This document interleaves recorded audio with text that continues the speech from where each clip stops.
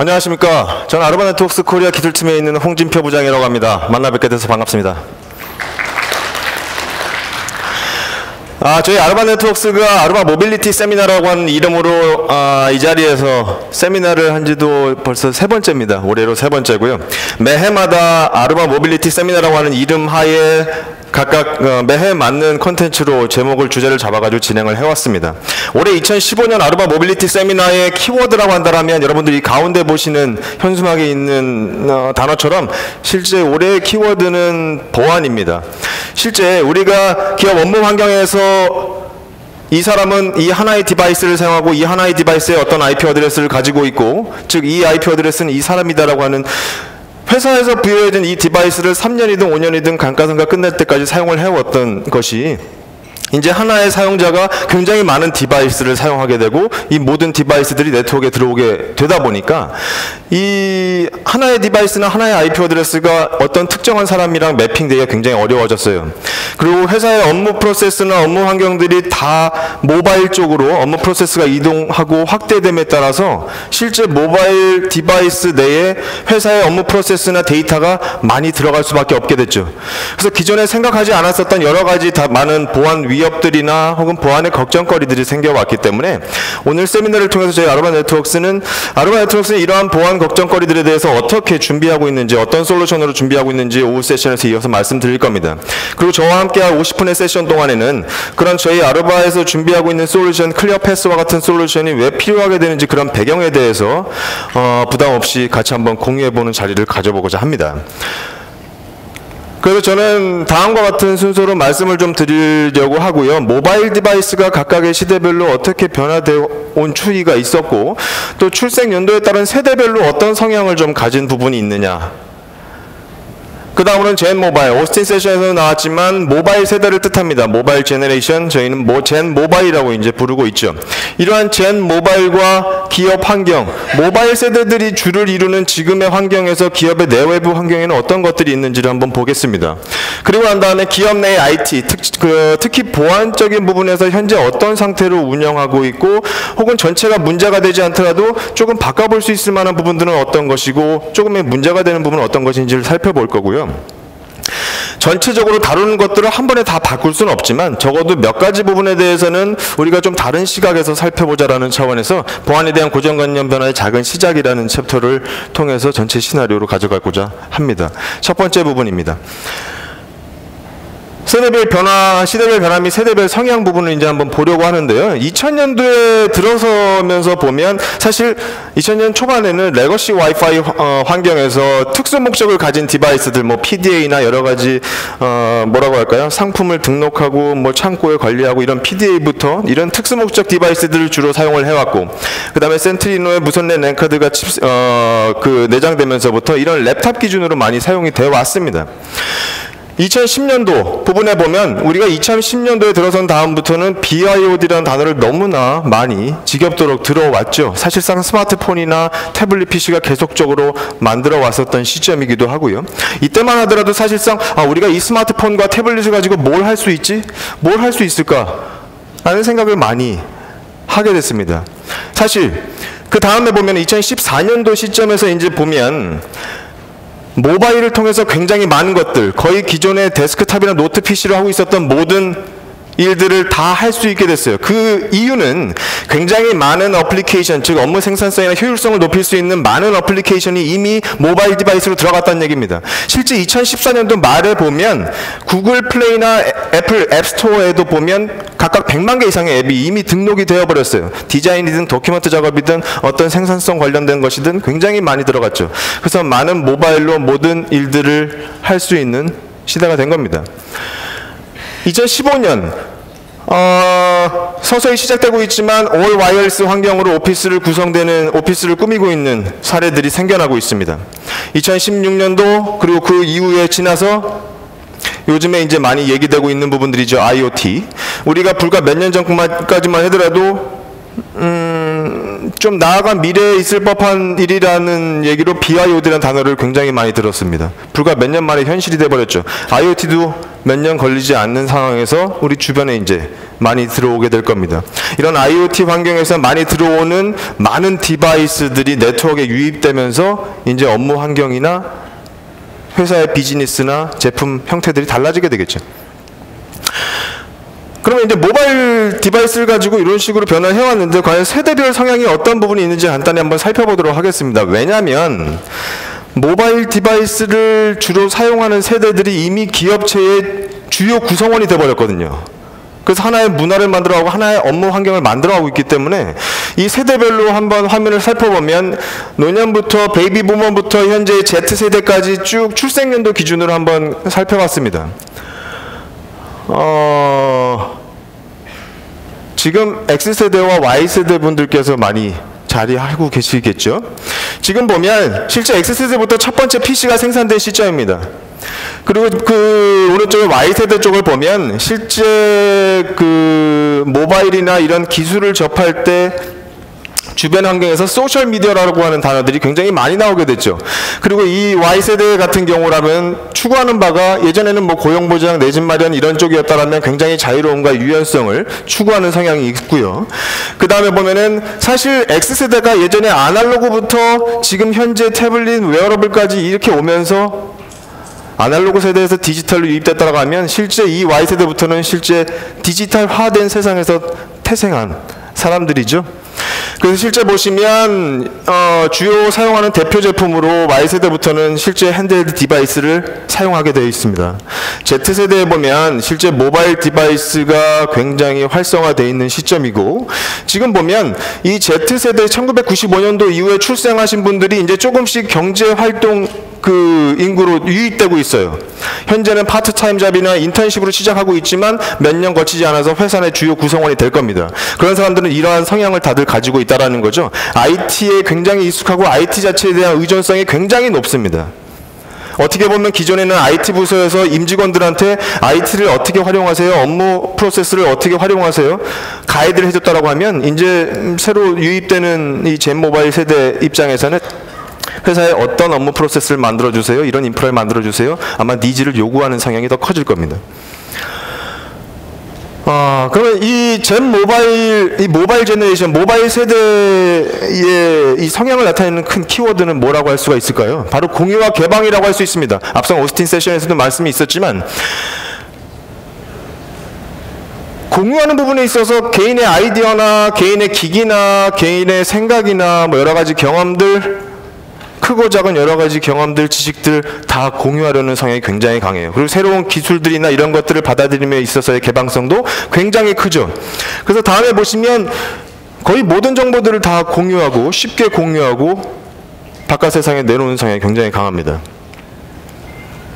또 한 가지는 살짝 안타까울 수 있는 부분들은 지금 이 젠 모바일 세대의 성향 중에 하나가 개인의 정보가 보호받지 못하고 있다는 인식이 굉장히 커요. 사실상 글로벌하게도 마찬가지고 국내도 마찬가지고 개인의 소홀함으로 인해서 개인의 소유중한 정보가 노출된 케이스도 물론 있었지만 이를 관리하는 측면에 있어서 개인의 소중한 정보가 유출된 케이스가 많아왔기 때문에 개인 정보가 적절하게 보호되지 못하고 있다고 하는 인식이 큽니다. 그래서 아마 정보라는 것이 정말 공유될 것이냐 아니면 지켜줄 수 있는 것이냐는 그 딜레마 사이에서 공유와 개방이라고 하는 성향을 많이 갖는 것이 아닐까 싶습니다.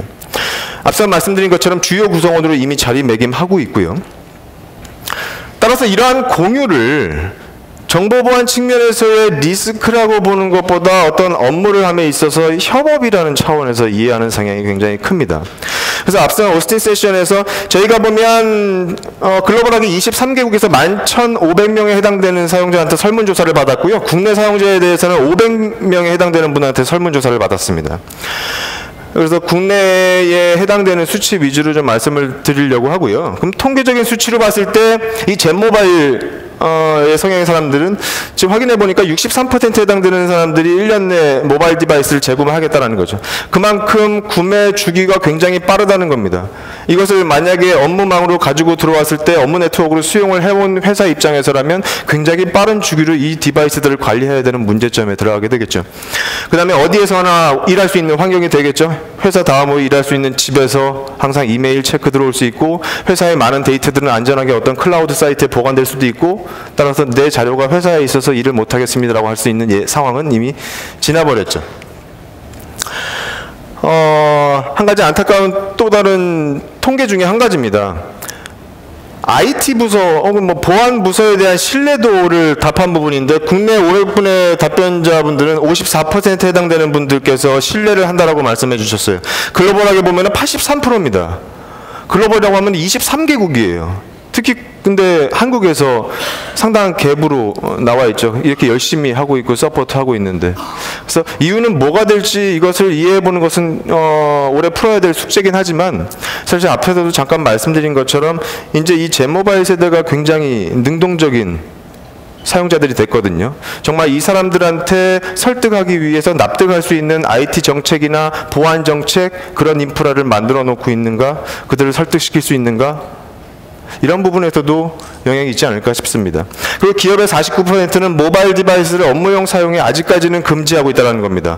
점점 2013년도부터 저희가 통계 수치를 보면은 점점 줄어들고 있는 것은 맞아요. 그래서 그만큼 많이 BYOD를 업무 환경에 가지고 들어오셨다는 겁니다. 개인용으로 사용하는 디바이스입니다. 개인이 들고 있는 스마트폰이나 개인 용도로 사용하고 싶은 거. 개인 용도로 사용하는 디바이스로는 당연히 스마트폰이었고요. 개인용 디바이스를 만약에 회사에 갖고 들어왔을 때 용도가 무엇이냐. 국내는 아무래도 49%에 해당되는 그 기업에서 업무용으로 사용하게끔 허용해 주지 않기 때문에 업무로 쓸 수 없으니까 개인 용도로 쓰는 것이 상대적으로 많습니다. 국내의 경우에는. 그러면 이러한 성향을 가지고 있는 모바일 제너레이션, 이 모바일 세대들이 주를 이루는 현재 시대에서 기업의 내 외부에 어떤 환경이 있는지를 간단히 한번 살펴보겠습니다. 지금 보면 어떤 산업 유형에 상관없이 어떤 건설 현장이 되든 학교가 되든 병원이 되든 어떤 기업체가 되든 굉장히 많은 업무 프로세스들이 이미 모바일 디바이스로 확장되어 왔어요. 그리고 일상생활에서는 두말할 필요도 없죠. 따라서 이런 일과 생활적인 측면에서 굉장히 모바일 중심으로 다 변화가 되고 있는 상황입니다. 실제 보면 웨어러블 기기와 같은 모바일 기기가 굉장히 늘어나고 있어요. 실제 많이 유입되고 있는 것도 사실이고요. 저 오른쪽 위에 사진은 저의 사진도 살짝 담아보았습니다만, 저만 하더라도 작년에 이 자리에 섰을 때 5개의 디바이스를 가지고 있었지만 그때 이후로 추가된 거라고 한다면 스마트폰 기기 하나를 더 추가했고, 그리고 저 웨어러블 기기를 하나 더 추가했고요, 와이파이로 통신할 수 있는 드론 기기를 하나 더 추가를 했습니다. 그래서 그 드론 기기에 지향성 안테나를 달아서 800m까지 보내서 그 찍는 영상을 이 웨어러블 글래스로 받아가지고 이 웨어러블 글래스에 저장해서 유튜브로 바로 업로드 시킬 수 있어요. 이러한 엄청나게 많은 기기가 생겨난다라고 하는 것 자체는 그 새로운 기회만 뜻하는 것이 아니라 이 기기들이 다 네트워크에 액세스할 수 있는 매체를 가지고 있다는 게 우리 IT 하는 사람 입장에서 고민해야 될 부분입니다. 실제 이 컨택트 렌즈만 하더라도 여기에 의료 정보를 판단할 수 있는 센서가 달려있고 안테나가 달려있고 칩셋이 달려있습니다. 습득한 정보를 바로 외부에 전송할 수 있다는 거죠. 이런 부분들이야 대놓고 회사에 가지고 들어가면 1선, 2선 물리적 통제에 바로 차단될 수 있죠. 바로 티가 나니까. 이런 걸 가지고 들어가면 어느 누가 적발할 수도 없을 것 같아요. 이런 부분에 있어서는 어차피 보안인식 교육적인 차원에서 풀어야 될 부분이기 때문에 여기에서 논의를 하겠습니다. 그래서 여러분들이 오늘 경품으로 받으실 아이워치에 해당되는 이런 웨어러블 기기도 다 네트워크에 액세스할 수가 있죠. 그리고 회사 입장에서 보면은 클라우드, 모바일 굉장히 중심이 되어 있습니다. 굉장히 많은 데이터를, 중요한 데이터를 안전한 클라우드에 올리는 방식으로도 사용할 수가 있고, 심지어는 클라우드를 통해서 운영하고 있는 네트워크 장비들을 매니지먼트하고 계시는 곳들도 있습니다. 그래서 실제 클라우드 서비스나 이런 여러 가지 클라우드 관련된 보안 솔루션을 제공하는 입장에서는 이러한 슬로건을 많이 내놓기도 하죠. 젠모바일 세대가 주요 구성원으로 들어오면서부터 사실 구성원들로 기업 내에서 많이 임직원들이 차지하다 보니까 업무 성향이나 이런 부분들도 많이 달라지고 많이 요구하고 있어요. 여러 공간에서 자유롭게 근무하는 부분, 뭐 유연한 출퇴근 시간, 이런 부분에 대해서도 많이 목소리가 커졌죠. 또 한 가지는 맥킨지를 통해서 확인된 부분은 CIO 분들한테 이제 조사를 해보니까 77%에 해당되는 CIO 분들은 개인용 모바일 디바이스를 가지고 회사 네트워크, 회사 DB, 회사 데이터 애플리케이션에 액세스할 수 있게끔 허용할 의사가 있다라고 말씀을 해주셨습니다. 그래서 그만큼 앞에서는 여전히 49%에 해당되는 기업에서 모바일 사용을, 개인용 모바일 사용을 금지하고 있지만 점점 늘어날 것으로 예상하고 있습니다. 실제 스마트폰 이용 시간을 보면 평균적으로 전체 젠 모바일 세대, 모바일 디바이스를 쓰는 전체 사용자들의 평균 사용 시간이 3시간입니다. 이상입니다. 스마트폰 가입 대수는 지금 4천만 대를 이미 넘어섰고요. 30대나 40대인 경우에 지금 3시간 이상이지 실제 20대는 4시간이 넘어갑니다. 따라서 이런 모바일 세대가 대부분 핸드폰을 들고서 일상생활을 하기 때문에 기업 입장에서는 비즈니스 방향이 변할 수밖에 없죠. 생산하는 물품과 서비스 플랫폼을 당연히 모바일 쪽으로 확산을 시켜야 되고, 이렇게 모바일 세대가 주요 구성원으로 되어 있는 기업 안에서는 이들에게 맞는 업무 환경을 만들어줘야겠죠. 생산성과 효율성을 높일 수 있는 모바일 업무 프로세스 환경으로 만들어줘야 될 겁니다. 그래서 실제 보면 새로운 시장을 만들어내는 차원에서 기존에 있었던 오프라인이나 아니면 모바일이 아닌 쪽에서 있었던 이런 제품이나 서비스들이 모바일 쪽으로 전부 유입되게 됩니다. 결제 부분이나 헬스케어나 광고 시장이나 아니면 새로운 시장, 새로운 기술들, 뭐 BLE 같은, 블루투스 기반 BLE 같은 새로운 기술들을 모바일에 융합시키거나 이런 전체적인 방향으로 비즈니스가 바뀌어가고 있죠. 그리고 기업이, 현재 노인 기업이 또 겪는 주변의 환경이라고 한다면, 지금 여기서도 언급했지만 802.11ac, 뭐 AD와 같은 이런 인프라의 발전 속도가 굉장히 빠르다는 거죠. 이건 단순히 인프라 자체가 발전된다는 것에만 의미가 있는 것이 아니라, 인프라가 발전되면 새로운 시장과 새로운 서비스, 새로운 제품들이 만들어지기 때문에 이로 인해서 만들어지는 새로운 보안 위협, 보안 걱정거리들이 생겨난다는 겁니다. 실제 802.11ac에서도 보면 이제 많이 802.11ac로 구성이 되고 있는데요. 곧 2015년도에 되면 대부분 메이저 벤더들이 802.11ac 웨이브 2를 출시할 수 있습니다. 저희도 마찬가지고요.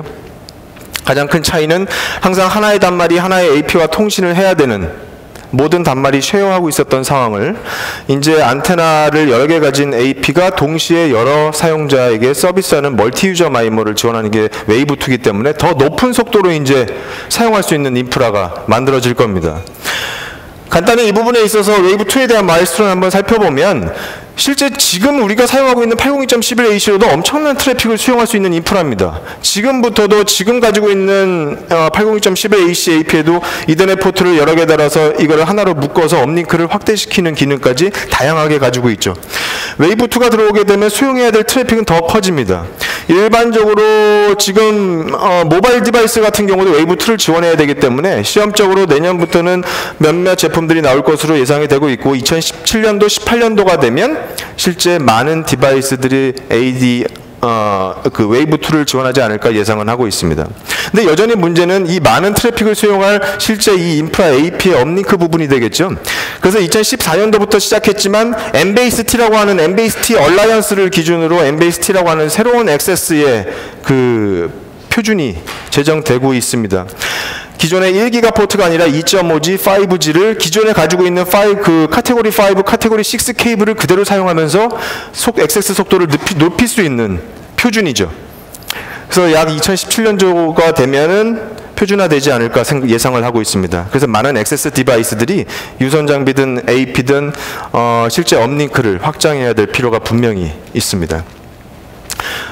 또 한 가지는 802.11ad죠. 많은 질문을 받고 있는 부분이기도 한데요. 기존의 2.4기가와 5기가를 가지고 사용하고 있었던 무선 인프라가 지금 보시면 60GHz를 지원하는 고주파 와이어리스 통신 방식입니다. 원래 Y기그라고 불렀죠. 근데 이것이 와이파이 얼라이언스로 다 통합돼서 이제 와이파이 기준으로 함께 제정되고 있습니다. 그래서 802.11ad는 굉장히 고주파이기 때문에 근거리 5m 이내에서 통신을 지원하게 될 것이고요. 이 Y기그 칩셋이 이제 나오게 되면 와이파이를 같이 내장해서 기존의 2.45기가를 같이 서비스할 수 있게 될 겁니다. 근거리에 있는 5m 이내에서는 Y기그로 AD로 굉장히 고속 통신을 하게 되고, 그 커버리지를 벗어나면 똑같이 기존의 802.11abgnac로 통신할 수가 있게 될 겁니다. 그래서 가장 많은 활용 분야라고 한다면 근거리에 있는 영상 매체에 디스플레이 하기 위해서 뭐 4K 울트라 H나 8K 울트라 HD 같은 것을 어떠한 압축도 없이 실시간으로 전송할 수 있는, 즉 레이턴시가 하나도 발생하지 않죠. 영상 스트리밍하는 과정에서. 이런 용도로 가장 먼저 사용될 것 같습니다. 그래서 관련된 유스 케이스에서도 보게 되면 디스플레이하고 디스플레이 간 서로 서로 통신을 하거나 모바일 디바이스와 모바일 디바이스 간 데이터 통신을 하거나 이런 여러 가지 측면에서 먼저 사용이 될 것 같습니다. 그러면 지금 기업 내에서 IT하고 보안적인 측면에서 어떤 상태로 운영되고 있는지를 한번 간단히 살펴보도록 하겠습니다. 일단 무선의 태생적 취약점이라고 한다라고 보면 누구나 접속할 수 있어요. 그리고 누구나 볼 수 있기 때문에 누구나 엿들을 수 있습니다. 태생적 한계죠. 이것을 인증이라는 것을 통해서 누구나 접속하지 못하게끔 했고 암호화를 통해서 함부로 엿듣지 못하게끔 했어요.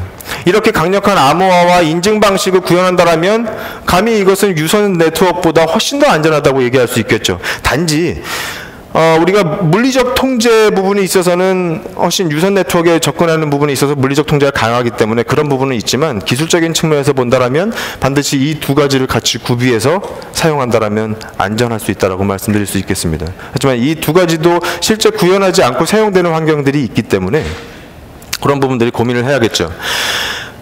지금 보면 사실상 보안 통제가 유선에 많이 포커싱 되어 있습니다. 그리고 여전히 IP, 포트, 맥 어드레스 기준으로 많이 통제가 되고 있는 부분들이 사실이에요. 그래서 사용자가 내부망에 들어온다 하더라도 IP나 포트나 이런 맥 어드레스 기반으로 네트워크 장비나 관문 방화벽에서 이제 필터링을 하게 돼 있죠. 근데 지금 현재 보면은 한 명의 사용자가 하나의 디바이스를 가지고 있는 시점이 아니거든요.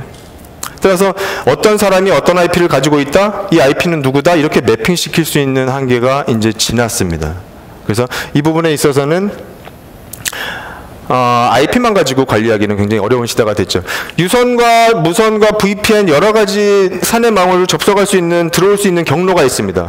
유선 네트워크에 굉장히 상대적으로 많은 보안 투자를 해왔거나 아니면 어떤 특정 무선 쪽에만 아니면 VPN 쪽에만 특정한 굉장히 많은 보안 투자를 했을 수도 있어요. 따라서 각각의 내부망으로 들어올 수 있는 네트워크 경로마다 각각 다른 정책관리 서버나 정책 서버나 보안 솔루션들을 두고 다 다른 수준으로 각기 다르게 운영해야 되는 게 어떻게 보면 현재의 상태죠. 또 한 가지를 보면 낙에 대해서 간단히 사용되고 있는 것을 볼 겁니다. 어떤 특정 기술이나 어떤 특정 제조사나 이런 부분들을 언급하려는 부분이 아니고요. 지금 낙이라고 하는 것은 네트워크 액세스 컨트롤입니다. 실제 네트워크 액세스 컨트롤이라고 한다면 802.1x 기반으로 인증 기반으로 네트워크에 허용해 줄 것이냐 아니면 네트워크 접근을 차단할 것이냐로부터 시작을 한 겁니다. 근데 사실상 유선 네트워크를 많이 사용했었던 과거에서는 이런 액세스 스위치가 802.1x 표준을 지원하지 않았거든요. 그렇기 때문에 내부에 접속하는 사용자들이 네트워크 액세스 컨트롤을 해야 되는데 1x를 지원하지 않다 보니까 ARP 브로드캐스트와 ARP 포이즈닝 방식으로 내부에 어떤 사용자들이 있는지 브로드캐스트로 스캔해서 확인한 다음에 인가된 사용자 리스트에 해당되는 테이블과 비교해서 인가된 사용자 리스트로 관리되고 있는 사용자가 아니면 차단해버리게끔 하는 좋은 아이디어가 많이 나왔죠. 여러 제품들이 이렇게 사용하고 있었고요. 그래서 만약에 여전히 1x를 지원하지 않고 있다면 사용하는 데 전혀 문제는 없겠지만 이런 식으로 이런 방식의 1x 유선을 위한 보안 솔루션을 두고 계신 분들도 무선을 도입할 때는 또 인증 서버를 두고서 1x 낙을 하신단 말이죠. 그럼 인증 서버를 가지고 무선에서 1x 낙을 하고 있는데 왜 유선에서는 이렇게 낙을 안 하죠? 이런 질문이 생길 수 있습니다. 가지고 있는 인증 서버를 그대로 활용할 수가 있는데 왜냐하면 이제 현재에는 여러 제조사들이 액세스 스위치의 1x를 다 지원하기 때문에 우리가 사내 인증 서버를 기반으로 1x 기반으로 다 낙을 통신할 수가 있어요. 그래서 1x 기반이냐 ARP 포이즈닝 방식이냐라고 했을 때는 사용자가 사용해야 되는 모든 IP 어드레스들을 브로드캐스트 패킷을 통해서 전부 다 스캔해야 되는 과정이 생기죠. 이게 이제 ARP 브로드캐스트인가 포이즈닝 방식으로 컨트롤하는 부분이고요. 그래서 이 부분에 있어서는 1x를 굳이 지원하고 있고 무선 내에서 인증 서버를 두고 쓰고 있다라면 1x를 다 같이 통합해서 가져가지 않을 이유가 무엇이 있겠냐? 라고 하는 의견을 드리는 겁니다. 또 한 가지 고민해 봐야 될 부분은 뭐냐면 유선에서 1x를 도입하고 있는 1x를 지원하는 스위치가 없어서 ARP 방식으로 사용하는 솔루션을 쓰고 있는데 무선은 1x 기반으로 인증을 거쳐서 사용하고 있다고 가정을 해보겠습니다. 근데 이 상황에서 유선에 있는 이 솔루션을 무선에도 적용하고자 하시는 고객분들이 굉장히 많으시거든요. 분명히 둘 다는 1x나 ARP 방식의 낙입니다. 무선에서 보면 유선은 네트워크에 케이블만 연결해서 놓게 되면 사용자가 모든 브로드캐스트 패킷을 굉장히 고속으로 다 받을 수 있죠. 무선 환경에서 보면 무선에서 브로드캐스트가 많아진다라고 하는 얘기는 뭐냐면 어떤 분은 54Mbps로 접속할 수 있는 단말 가지고 어느 분은 150M, 어느 분은 300M, 어느 분은 1.3GBps로 접속할 수 있는 고성능부터 저성능 디바이스를 다 다르게 가지고 계십니다. 이걸 무선에서 브로드캐스트로 패킷을 뿌리게 되려면 굉장히 높은 속도, 예를 들면 450Mbps 속도로 브로드캐스트를 뿌리면 그 이하만 지원하는 모든 단말들은 브로드캐스트를 받질 못해요. 따라서 무선에서의 브로드캐스트는 일반적으로 베이직 레이스로 전송이 되는데, 예를 들면 2.4GB에서 1Mbps, 5GB에서 6Mbps 이렇게 낮은 속도로 전송이 되기 때문에 사용자의 데이터를 유니캐스트로 처리해야 될 상황에서 브로드캐스트가 많아지는 환경과 이런 굉장히 저속으로 전송되는 부분, 이런 부분들을 고려하셔야 된다는 겁니다. 히든 SSID는 무엇을 위해서 쓰는 것인가라는 겁니다.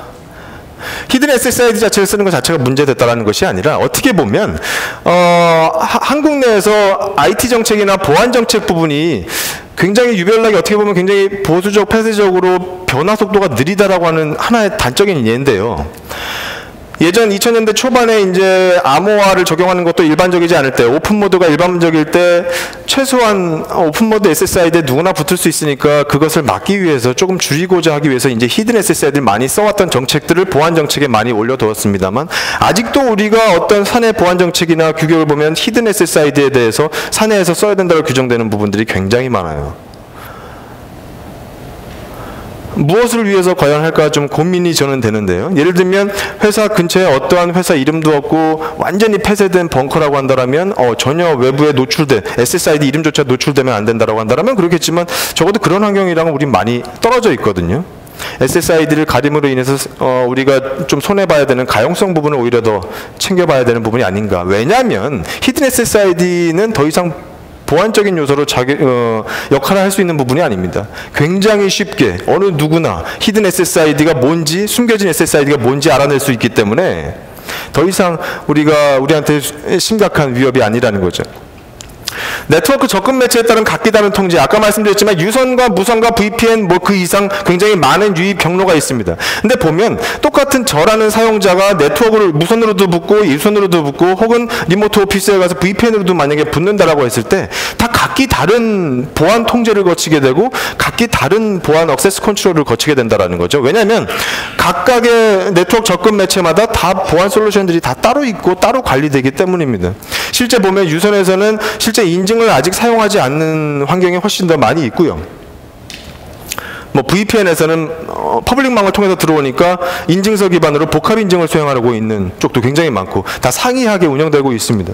밑에서 보면 실제 그러면 똑같은 사용자가 사내 무선이나 유선으로 들어온다 하더라도 똑같은 사용자임에도 불구하고 똑같은 기계로 들어옴에도 불구하고 QoS를 다르게 부여받거나 어떤 접근 통제 규칙을 다르게 부여받거나 아니면 유선으로 붙게 된다면 내가 어떤 유선 스위치, 인사팀에 있는 것 아니면 재무팀에 있는 스위치에 붙임에 따라 가지고 다른 IP를 받을 수도 있겠죠. 그래서 이런 각기 다르게 운영되고 있는 부분들조차도 너무 관리의 포인트가 산재되어 있다는 겁니다. 그리고 정책이 하나로 통일되지 못하는 부분이 있을 수 있고요. 각 솔루션에 각각의 정책이 구현되어 있습니다. 방금 말씀드린 대로 지금 인증에 대한 솔루션이 따로 있고, 예를 들면 모바일을 위한 MDM 솔루션이 따로 있고, 관문의 접근 통제를 하기 위한 파이어월이 따로 있고, 낙 솔루션도 따로 있고, 그 다음에 이 인증을 하기 위한 사내의 소스에 해당되는 AD나 LDAP이나 DB 데이터베이스가 있을 수 있다는 거죠. 이런 것들이 다 각기 지금 움직이고 있습니다. 보면 인증을 할 때는 사내 DB를 통해서 아이디 패스워드만 검사받고 아이디 패스워드 맞으면 인증 끝. 거기서 끝입니다. 일반적으로 지금. 그러면 인증을 거쳤으니까 사용자들은 무선이 되든 유선이 되든 네트워크에 들어오게 되죠. 네트워크에 들어온 다음에 이제 여러 가지 헬스체크를 거칩니다. MDM 헬스체크를 거치게 되고 낙에 대한 헬스체크를 거치게 되고 그리고 뭐 데이터가 외부로 나갈 때는 IP 기반으로 이제 파이어월에서 통제가 되겠죠. 지금 보면 인증의 과정을 우리는 보면 아이디 패스워드 비교하는 것만 인증이다라고 생각하는 게 굉장히 일반적인 의견입니다. 하지만 인증이라고 하는 거는 이 사용자가 뒤에 가서 3플레이에 대해서 다 보시겠지만 사용자가 식별이 돼서 이 사용자가 어떠한 권한을 가질 적절한 사용자인지 식별이 돼서 이 사용자한테 권한을 부여하는 인가까지 이 전체적인 과정을 다 인증으로 봐야 되는 부분이거든요. 이 전체적인 인증하고 인증의 역할을 가지고 있는 시스템 자체가 내부 사용자의 소스를 가지고 인증 아이디 패스워드가 맞는지 검사를 하고 이 디바이스에 설치된 MDM 솔루션을 통해서 헬스 체크를 한 다음에 헬스 체크 오케이 통과됐다라고 하면 아 MDM 패스, 그 다음에 낙 관련된 부분에 있어서 헬스 체크 부분에 있어서 통과했다라면 아 낙도 오케이, 이 여러 가지 부분들을 다 연계해서 정보를 이 디바이스에 대한 정보를 확인해 온다면 아이디 패스워드 확인하고 헬스 체크 상태 확인하고 그 다음에 이 사용자한테 맞는 권한을 부여해주는 인가까지 해서 전체 과정이 다 끝난다라는 거죠. 이런 식으로 그렇게 했을 때 전체적인 MDM에서 어떤 부분이 모자라고 헬스하지 못한 상황이 생긴다라면 어떠한 권한을 부여해줘라, 어떤 접근 통제 권한을 부여해줘라, 롤 베이스로 이제 움직일 수 있게 된다라는 겁니다. 이 정책은 다 중앙에서 통합적으로 관리할 수 있게 되고요. 아이디 패스워드 확인이 인증의 전부인가? 지금 보면은 아이디 패스워드만 가지고 인증하는 곳이 굉장히 많습니다. 근데 만약에 아이디 패스워드를 누군가한테 도용해 줬을 때는 어떻게 할 것이냐? 물론 이런 부분들은 뭐 공모나 계정 공유 이런 것들은 이런 사회공학적 기법의 이런 보안 위협들은 어차피 교육으로 처리될 수밖에 없겠지만 여기에서 하나 더 나아가서 만약에 그렇다면 사용자 디바이스에 인증서를 각각 부여해서 계정이랑 상관없이 인증서로 확인된 디바이스만 수용하게끔 할 수도 있죠. 그게 인증서 기반의 확인을 할 수가 있게 되겠고요. 어센티케이션, 어소라이제이션 지금 보면 아이디 패스워드 확인만 인증의 전부가 아니라 계정 확인되고 나서 이 사용자가 어떤 권한을 가져야 될지 어소라이제이션까지 확인된 다음에 넘겨야 되는 부분입니다. 그 다음 방금 말씀드렸던 부분입니다. 아이디 패스워드 방식의 인증과 디지털 서티피케이션, 인증서를 기반으로 하게 돼서 어떤 사용자가 계정을 공유하는 부분이 문제가 아니라 이 인증서로 확인된 디바이스만 내부에 접속할 수 있게끔 인증서 기반의 인증도 활용하실 수가 있게 되죠. EAP TLS 방식으로. 그 다음에 윕스 부분도 무선에서는 보안 솔루션으로 있는데요.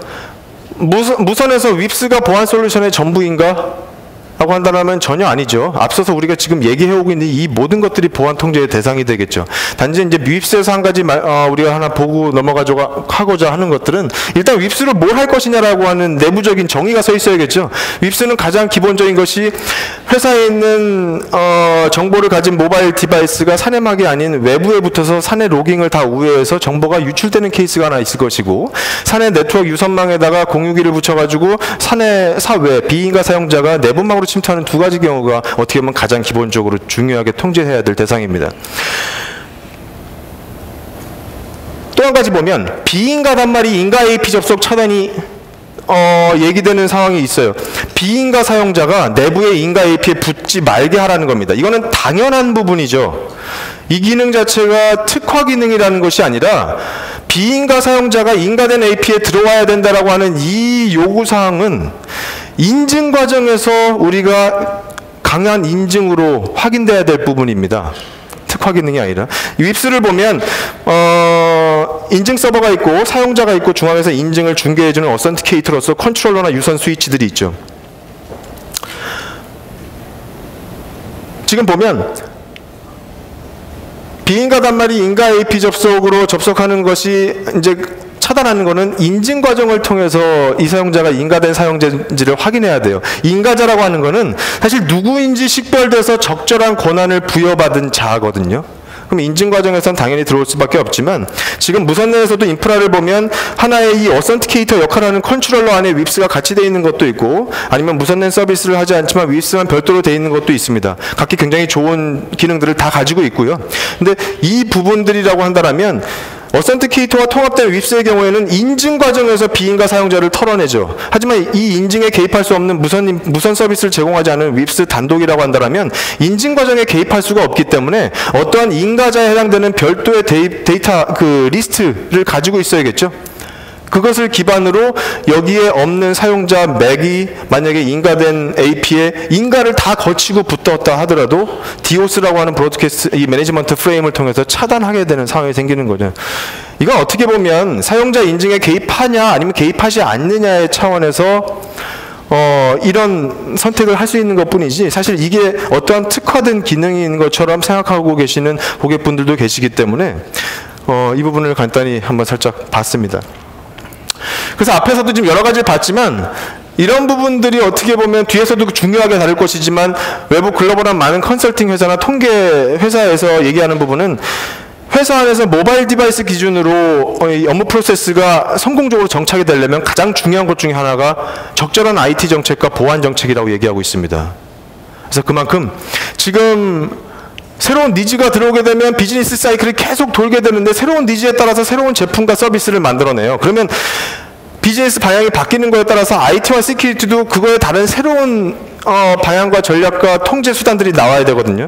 사실 이 부분에 있어서 IT와 시큐리티 부분에서 어느 정도 약간씩 적절하게 변화되고 있지 못하다고 한다면 그 자체의 리스크가 될 수 있고 리스크 매니지먼트 차원에서 리스크가 줄어들 수 없는 상황이 생기는 거죠. 그래서 이런 정책적인 측면에서도 뒤에 따로 다루도록 하겠습니다. 그래서 지금까지 보시면 우리가 실제 운영하고 있는 환경에서 어떻게 운영되어 오고 있는지 몇 가지 사례들을 한번 살펴봤고요. 이 전체를 한꺼번에 우리가 다 바꾸거나 다른 생각을 가지자라고 하는 것보다 적어도 이런 몇 가지, 다음 몇 가지들에 대해서는 그래도 좀 더 다른 시각으로 우리가 계속 보려는 시도를 해야 되지 않을까 해서 다음 챕터를 같이 한번 들어가 보도록 하겠습니다. 지금 앞에서 우리가 다뤄봤었던 여러 가지 많은 것들 중에 적어도 다음과 같은 4가지 정도를 한번 살펴보려고 하는데요. 보안 정책 부분, 그 다음에 인가에 해당되는 것에 대한 중요성, 그리고 역할에 대한 IP나 어떤 특정 포트, 맥 이런 기준이 아니라 이 사용자의 역할이 무엇이냐에 따라서 통제할 수 있는 역할 기반 통제에 대한 부분, 그리고 가용성적인 부분에 대해서 한번 살펴보도록 하겠습니다. 보안 정책적인 측면에서는 IT나 보안 입장에서는 비즈니스 목적을 달성하도록 전체적인 IT 활동을 해야 되고 시큐리티 활동을 해야 되죠. 그런 거버넌스적인 측면에서 정책이 빨리 변화되고 정의돼야 됩니다. 오서라이제이션 앞에서도 말씀드렸고 역할 기반, 가용성 부분 다 말씀을 드렸죠. 하나씩 들어가 보도록 하겠습니다. 그러면 기업 목적 달성을 하기 위해서 필요한 것이 모든 IT 활동을 IT 거버넌스라고 얘기할 수 있고, 따라서 이런 IT 목적을 달성하기 위해서 기여해야 되는 많은 시큐리티 차원에서의 활동들은 시큐리티 거버넌스라고 우리가 얘기를 할 수가 있겠습니다. 실제 보면 기업 목적이 하나 만들어져 오고 있는데 수익 창출을 위해서 시장의 니즈를 보고서 비즈니스 방향을 선회하는 건 굉장히 어떻게 보면 빨리 일어납니다. 상대적으로. 젠 모바일 세대를 기업 목적에 빨리 도입했다 하더라도 실제 IT 부분에서는 좀 덜 변화되는 상황이 생길 수도 있어요. 그렇게 되면 충분히 반영하지 못한 상태에서 나오는 많은 IT 활동들은 기업 목적 전략에 적절하게 지원하지 못하게 되는 것만큼 시큐리티도 마찬가지로 적절하게 반영하지 못하거나 변화되지 못하면 IT 거버넌스 활동이 제대로 될 수 있게끔 하기 위한 활동에 약간 미흡할 수가 있게 되죠. 따라서 모든 변화는 기업적인 차원, IT 활동적인 차원, 시큐리티 차원적으로 전체 다 동일 수준으로 정의가 될 필요가 있다는 겁니다.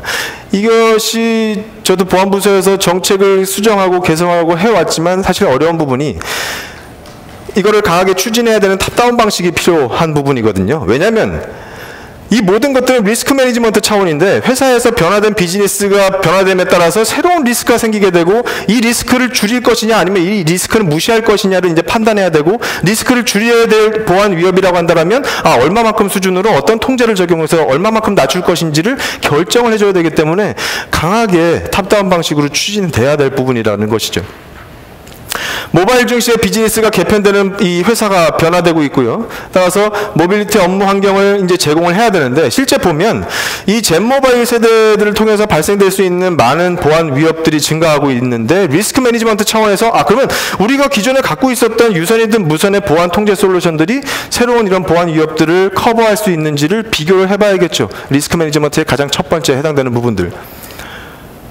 그래서 거기에 맞는 적절한 통제들, 아까 오스틴이 언급한 부분에서도 이제 특정한 IP나 이런 부분만이 아니라 누가 사용하고 누가 어떠한 기기를 사용하고 어디에서 사용하고 헬스체크 상태가 어떤 상태로 들어오는지 전체적인 것을 확인하고서 네트워크에 액세스 시켜줘야 되는 이런 부분들이 다 반영될 수가 있을 것 같습니다. 그래서 이런 환경에서 전체적으로 IT 거버넌스 환경까지 다 진행될 수가 있겠죠. 그래서 우리가 굉장히 익숙하고 다 이해될 수 있을 만한 부분이지만 그만큼 지켜지기 어려운 부분이기도 합니다. 보면 일단 보안 정책이 정확하게 정의되어야 되는 부분이 굉장히 중요하죠. 특히나 상위 기관, 상위 보안부서일수록 굉장히 정확하게 정의돼야 될 필요가 있습니다. 또 적절한 시점에 빨리 변화가 돼야 되고, 지금 보면 시행 지침 역시 상세히 정의가 될 필요가 있어요. 정책이 빨리 정의가 돼야 되고 빨리 변경돼야 되고 시행 지침이 나와야 되는데, 만약 그렇게 되지 못한다면 이를 시행하고 구현해야 될 하위 부서나 그 각각의 구현 부서에서는 이걸 자의적으로 해석할 수밖에 없죠. 따라서 어떠한 보안 위협이 새로 생길 수 있을지를 확인하고 정의하기 위해서는 반드시 새로운 기술과 솔루션을 도입할 때 그거에 대한 기술적 정확한 이해가 필요할 수가 있겠죠. 이건 어떻게 보면 바텀업 방식으로 일어나야겠죠. 어떠한 보안 위협이 있을 수 있다는 것. 그럼 이런 보안 위협을 가지고 실제 추진자 방식은 결정에 따라서 탑다운 방식으로 굉장히 빠르게 돼야 될 필요가 있겠습니다. 그리고 위협이 기존 통제로 대응되는지 확인을 해야 될 것이고, 앞으로 이제 보면 이런 회사 IT 정책이나 보안 정책의 정책 변경 주기는 더 빨라질 것으로 예상을 하고 있습니다. 그만큼 새로운 기술이 들어오고 새로운 디바이스 보안 위협이 들어오고 있기 때문에. 그리고 앞에서도 계속 말씀드렸지만 지금 계속 앞선 세션부터 정책이라는 말이 몇 번 나오는지 모르겠습니다. 동일한 정책으로 중앙에서 연계해서 관리해야 될 필요, 가능하다면 그 부분들은 확대시킬 필요가 있을 것 같습니다. 그 다음 두 번째입니다. 1인이 다수기기를 사용하게 되는 현실에서 IPMAC은 더 이상 이제 이 사용자를 대표할 수 있기에는 한계에 부딪힌 상황이 됐죠. 그래서 어센티케이터의 롤 기반 개념이 없다면 정말 심각하게 고려해 봐야 된다는 부분. 왜냐하면 회사에서 어떤 사용자를 IP로만 구별하다가 이제 이 마크라는 사용자는 5개의 디바이스를 다 가진 사용자가 됐습니다. IP로 이 사용자를 구분할 수가 없죠. 그래서 인증을 거쳐서 마크라는 사용자의 이름으로 인증을 받게 될 것인데, 인증을 받아서 이 사용자는 IT 부서고 어떤 상태가 있기 때문에 중간에서 인증 요청을 한 컨트롤러나 유선 스위치 너는 얘한테 어떤 접근 통제를 부여해라.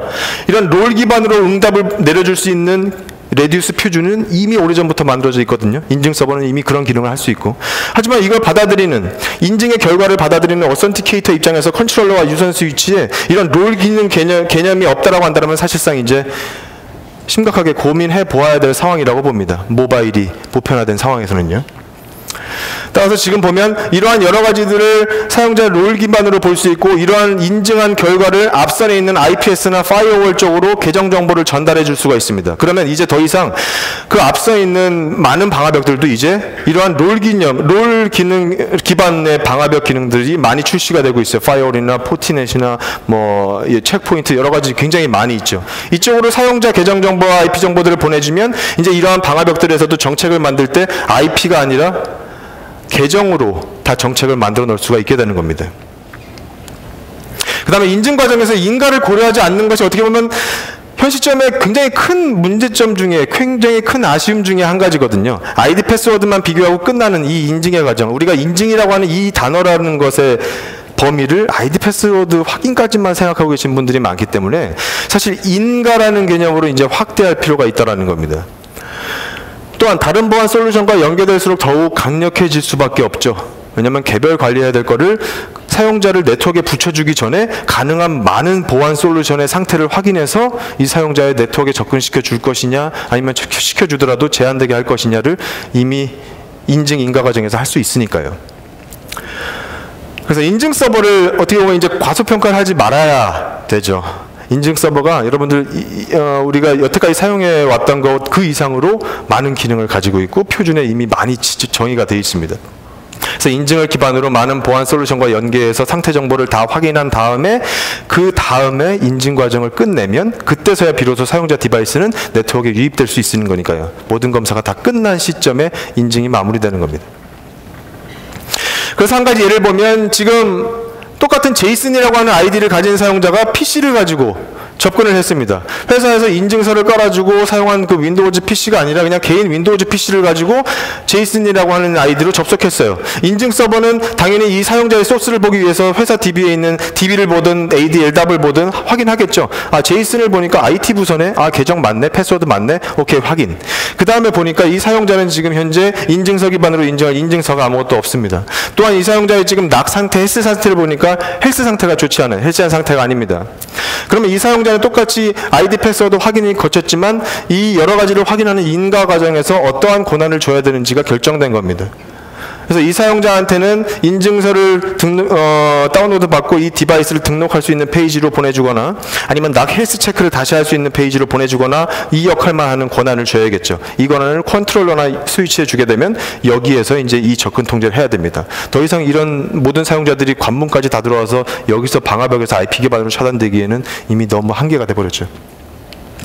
두 번째입니다. 똑같은 제이슨이라고 하는 아이디로 들어왔지만 회사에서 나눠진 인증서를 설치하고 디바이스로 다 등록된 정상 PC에 낙 헬스 체크도 확인해 보니까 정상적으로 다 만족한 상태입니다. 이 사용자는 이제 인증 서버를 통해서 인가 과정에서 전체를 액세스할 수 있는 IT로를 부여받게 되죠. 그래서 IT로를 부여받을 때 이것을 적용할 컨트롤러나 스위치 같은 것에서는 ACL도 모든 얼라우를 적용하거나 QoS도 제한이 없게끔 풀어버리거나 VLAN도 어떤 특정 VLAN으로 주게 되거나 이런 식의 설정을 할 수 있습니다.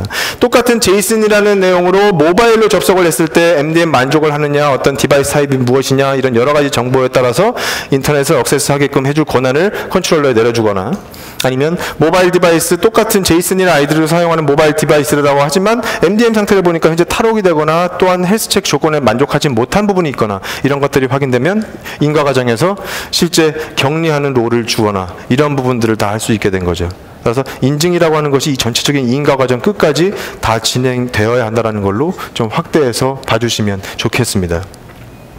마지막 부분입니다. 지금 보면 무선 환경은 사실상 눈에 잘 보이지가 않습니다. 또한 그리고 유무선이 혼용된 복잡한 네트워크이기 때문에 왜냐하면 뭐 유선 네트워크, NMS 뭐 이런 것들은 다 유선에 있고 또 여러 가지 보이스콜을 위한 FMC 솔루션들 다 유선에 있고 실제 액세스 매체가 무선이라는 거기 때문에요. 여러 솔루션이 연계되어 있어서 또 무선 품질에 영향을 주니 특정하게 어떤 것인지 사실상 찾기가 굉장히 어려운 부분이 있습니다. 그래서 많은 NMS가 있고 저희도 마찬가지지만 이 퀄리티 각각의 유선, 무선 구간에 따라서 상태를 보여주고자 하는 많은 기능들을 이미 저희는 NMS에서 많이 가져오고 있고요. 또 한 가지는 지금 보면 무선 하나에 접속하는 과정에서 인증도 거쳐야 되고 그러니까 무선 매체로 들어오고 인증도 거쳐야 되고 DHCP IP도 할당받아야 되고 웬 구간 유선 상태도 봐야 되고 중앙 네트워크에서 봤을 때 사용자 단말까지 핑 체크나 레이턴시 이런 부분도 이제 어떻게 보면 굉장히 궁금한 부분이란 말이죠. 왜냐하면 어떤 포인트에서 문제가 생겼을지 모르기 때문에. 그래서 많은 가용성을 지원해 줄 수 있는 많은 기능들을 기존에 저희 NMS 에어웨이브에서 탑재하고 있지만 이제 다음번에 나올 버전에서는 다음과 같은 기능들도 탑재하게 됩니다. 무선에 대한 현재 이 사용자가 접속해 있는 상태가 어떻게 되는가, 그 다음에 어센티케이터 입장에선 현재 타임아웃이 몇 번이 발생되고 레이턴시가 얼마나 발생하고 즉 인증 과정에서 얼마큼 많이 품질 퀄리티를 낮출 수 있는 부분이 요인이 있는가, 그 다음에 DHCP 받는 부분에 있어서는 문제가 없었는가, 사용자 단말에 핑 체크를 해봤을 때 이것은 큰 문제가 없었는가, 이런 여러 가지들을 체크해 볼 수 있는 어베일러빌리티 부분에 대한 내용을 NMS 쪽에 많이 담게 되었습니다. 그래서 NMS도 이제 무선에 관련된 내용이라 한다면 이런 쪽으로도 많이 확대될 것 같습니다. 그래서 지금 이런 몇 가지, 네 가지 정책 부분이나 인증에 대한 인가 부분, 그 다음에 앞서서 말씀드렸던 것처럼 이 어베일러빌리티, 이런 뭐 롤 기반, 이런 부분에 대해서는 우리가 그래도 조금 더 다른 시각으로 이제 봐볼 시점이 아닌가라는 내용으로 다뤄봤습니다. 제가 다룬 내용은 여기까지고요. 밖에 부스가 이제 준비가 돼 있으니까 많은 체험을 해주셨으면 좋겠습니다. 경청해 주셔서 감사합니다.